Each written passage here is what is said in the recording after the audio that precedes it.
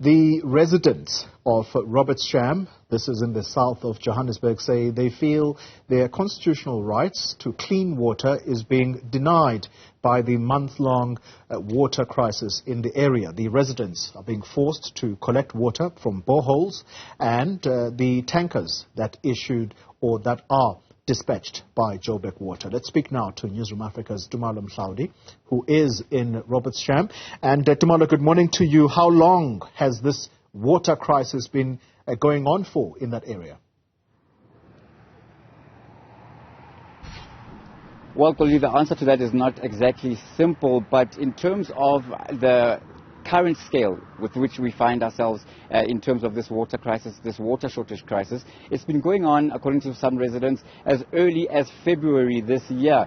But let's get it from the residents themselves. I'm now joined by Faye Khan, who's a resident in the area. Hi, Faye. Faye, how long has this been going on, and how are you coping? So this has been going on for an extended period of time. The current spate has been for approximately 2 weeks. That will be tomorrow. So from around the 11th of March, we haven't had any water. These towers behind us are empty at the moment.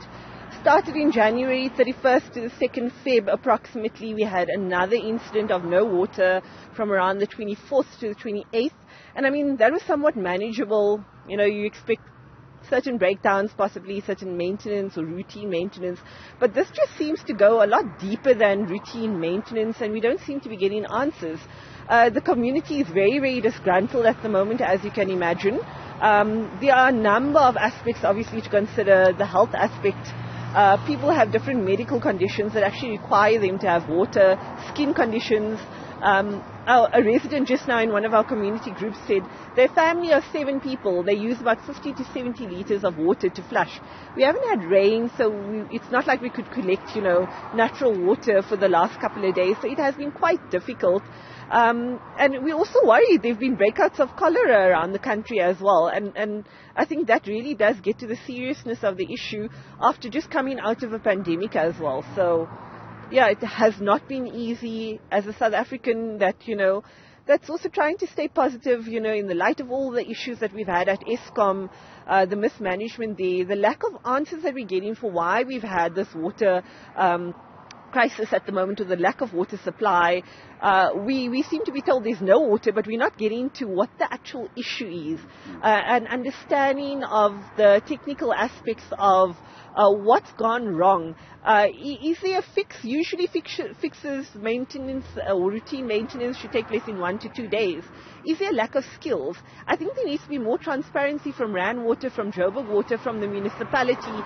Our councillors have not been getting answers. We've had to reach out to councillors in other areas in Joburg South to assist us. Use our media platforms to get assistance from the likes of the media to publicize the issues that we have, because nobody seems to be listening to us. The people that can help us are not listening to us, not giving us answers, not giving us reasons for how long, the estimated time that it will take to actually fix these problems. I mean, you understand where the disgruntlement comes from when you don't have an ETA or an understanding of what the problem is. We talk about private, public partnerships. How do we bring in the skill set from the private sector if it doesn't exist in the public sector, if we don't understand what the problems are? So I think often we also treat it as if we are ignorant residents, and we understand that, sometimes there are very technical terms, but give us transparency around what's happening so that we can manage our expectations as well. And we've had none of that. Besides being told that there's no water, right, and these tankers maybe, yeah. Right. Besides being told that there's no water. Let's hear from another resident there about how he's been managing. We're joined by Leroy Fenter.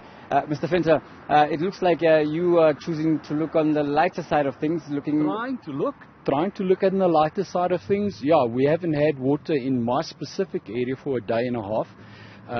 Big concern this morning. We were told that the Swart copies has been damaged. Some of the chambers have been damaged. I'm just thinking, is it acts of sabotage? And then I'm asking the question, how safe is our water then actually? Because if they're so accessible to actually gaining access to them, somebody could most probably start poisoning the groundwater or the water that we actually use. So my question would be, how safe are we? And those questions do need to be answered at this stage. Yeah. So if anybody can give me some water to brush my teeth, floss and so on, that will be great, you know. But at this stage, we don't have enough even to flush toilets. I've taken the porta potty out of my caravan. Well, that's now full and I need to go and dump it somewhere. So if somebody can advise me where. Is a parkie hier, so I can take it to the park, but I think the other residents aren't going to be satisfied with that. Thanks. Thank you very much. That was Leroy Fenter. So, as you can see, these are some of the challenges that have been raised by residents here in the south of Johannesburg. And it just echoes what is happening, the broader picture around Gauteng and many other parts of the country. Of course, one would think about Hammanskraal, which is in the east of Pretoria. They have been having some serious water challenges there, to the point where people even took to the streets and protested. You look into the Free State, there has been some serious issues there as well when one looks at Parys, where of course even the mayor there of the district municipality's home was torched. Very unfortunate, but people have been without water for weeks. So this is a broader situation, a broader question. Johannesburg Water has also been saying that load shedding has had a negative impact. So it really looks like there's been a bottleneck of issues that have led to this particular crisis. But we will wait to see what Joburg Water has to say in terms of what the solution is and where indeed they will find the answers for the residents here.